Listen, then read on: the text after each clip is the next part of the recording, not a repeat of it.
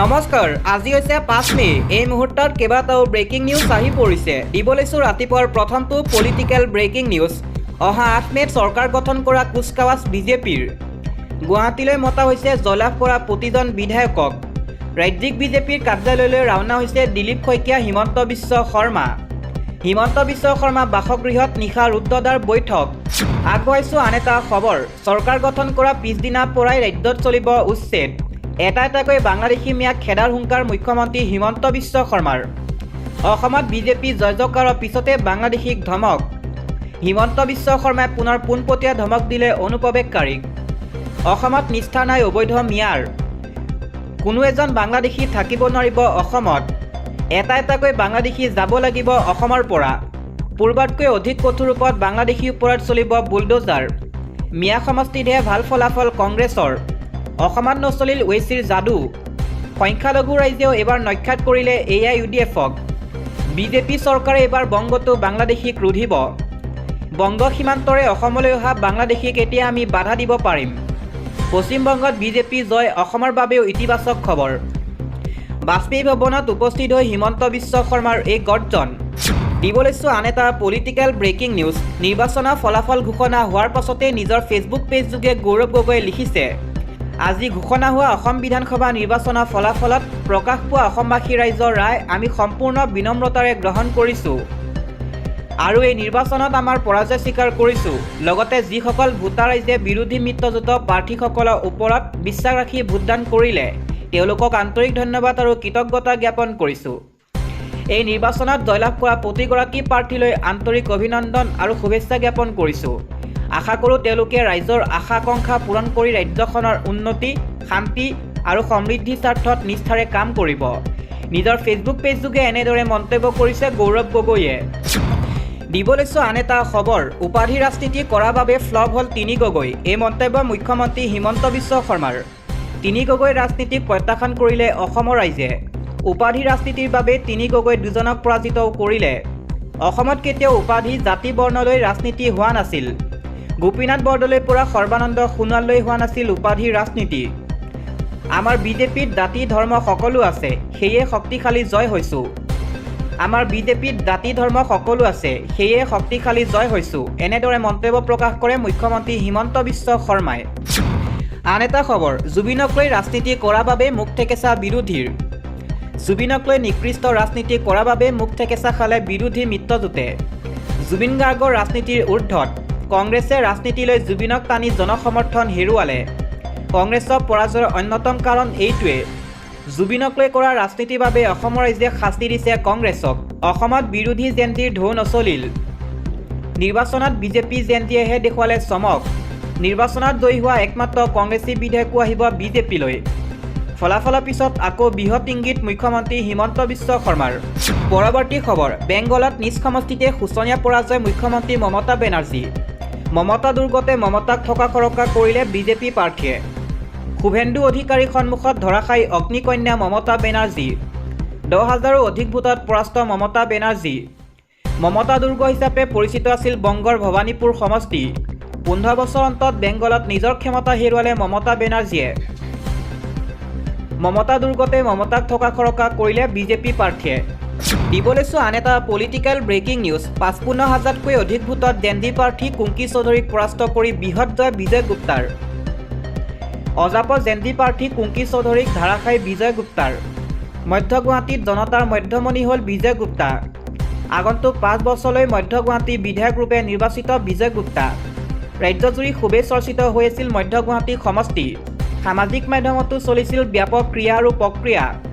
অৱশেষত কুংকিক হৰুৱাই বিজয় গুপ্তাই হ'ল দিছপুৰৰ বিধায়ক।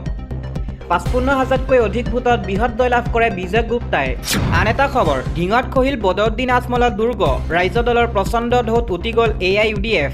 অসম বিধানসভা নিৰ্বাচনত ঘোষিত হোৱা ফলাফলত নগাঁও জিলাৰ অন্তৰ্গত ঢিং সমষ্টিত এক অভাৱনীয় ৰাজনৈতিক পৰিৱৰ্তন ঘটিছে। সোমবাৰে বিয়লি ভাগলৈ স্পষ্ট হোৱা নিৰ্বাচনী ফলাফল অনুসৰি এই সমষ্টিটোত সৰ্বভাৰতীয় সংযুক্ত গণতান্ত্ৰিক মৰ্চা বা চমুকৈ AIUDFৰ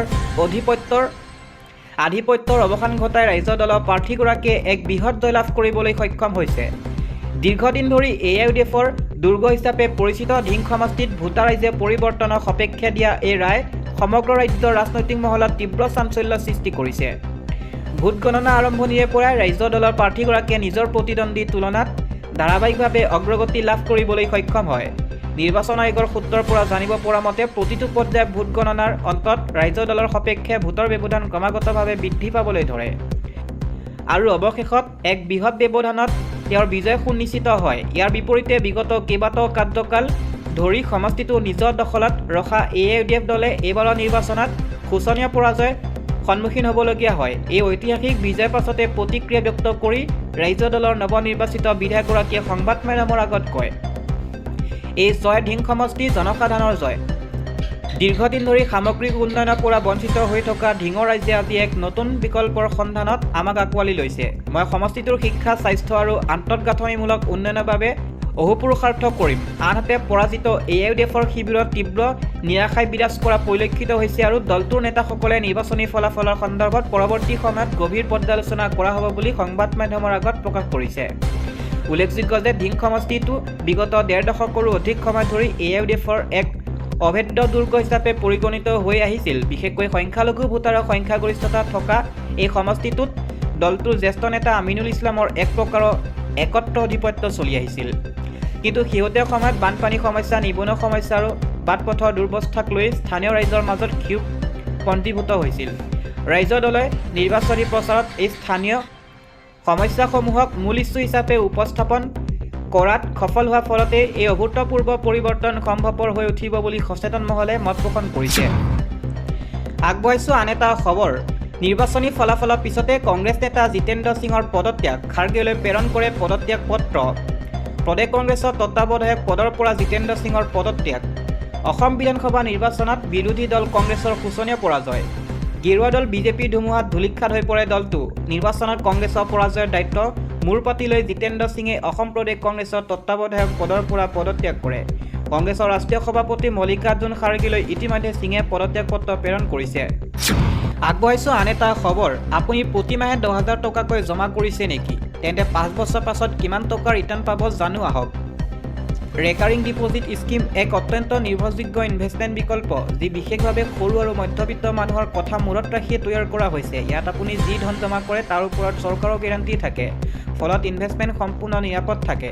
বজাৰৰ উঠা-নমাতকৈও কোনো চিন্তা অবিহনে ইয়াত বিনিয়োগ অৰ্থাৎ ইনভেষ্টমেণ্ট কৰিব পাৰি। এক নিৰ্দিষ্ট সময়ৰ পাছত সহজে এক বৃহৎ অংকৰ ফাণ্ড তৈয়াৰ কৰা সম্ভৱ। সাধাৰণতে পোষ্ট অফিচ আদিৰ ম্যাদ 5 বছৰ বা 60 মাহ। আপুনি বিচাৰিলে 5 বছৰ পাছতো এই সঞ্চয় চলাই যাব পাৰে। এই ক্ষেত্ৰত সংশ্লিষ্ট ডাকঘৰত আবেদন কৰি আৰু 5 বছৰৰ বাবে ইয়াক বঢ়াব পাৰি। ইয়াৰ ফলত দীৰ্ঘ সময় ধৰি চক্ৰবৃদ্ধি সুদৰ সুবিধা পোৱা যায়। 2026 চনৰ এপ্ৰিল-জুন ত্ৰিমাসিকৰ বাবে পোষ্ট অফিচ আৰডিত বাৰ্ষিক 6.7% হাৰত সুদ দিয়া হৈছে। সকলোতকৈ গুৰুত্বপূৰ্ণ বিষয় হৈছে এই সুদ 3 মাহৰ ভিত্তিত চক্ৰবৃদ্ধি কৰা হয়, যাৰ ফলত সুদৰ টকা মূলধনৰ সৈতে যুক্ত হৈ থাকে আৰু আপোনাৰ সঞ্চয় দ্ৰুত বাঢ়ে। আপুনি নিজৰ সামৰ্থ্য অনুসৰি 500 টকা, 1000 টকা বা 10,000 টকা মাহিলী ইনভেষ্টমেণ্ট বাছি ল'ব পাৰে আৰু 5 বছৰ ধৰি নিয়মত জমা কৰি ভৱিষ্যতৰ লক্ষ্য পূৰণ কৰিব পাৰে। যদি প্ৰতিমাহে 10,000 টকাকৈ জমা কৰে, তেতিয়া 5 বছৰৰ পাছত প্ৰাপ্ত টকাৰ পৰিমাণে আপোনাক অবাক কৰি তুলিব। 5 বছৰত আপোনাৰ মুঠ জমা 6 লাখ টকা। ইয়াৰ ওপৰত পোষ্ট অফিচে প্ৰায় 1,13,659 টকা সুদ দিব। ফলত 60 মাহৰ শেষত আপুনি 7,13,659 টকা পাব। ইয়াত সৰু সঞ্চয়ৰ পৰা বৃহৎ ফাণ্ড তৈয়াৰ কৰিব পাৰে। পোষ্ট অফিচ আৰডিত লোনৰ সুবিধা আছে। যদি আপুনি এবছৰ নিয়মিত ধন জমা কৰে, তেতিয়া মুঠ জমাৰ পৰা প্ৰায় 50% পৰ্যন্ত লোন ল'ব পাৰে। চিকিৎসা, জৰুৰী বা ব্যক্তিগত প্ৰয়োজনত এই ঋণ খুবেই কামত আহিব পাৰে।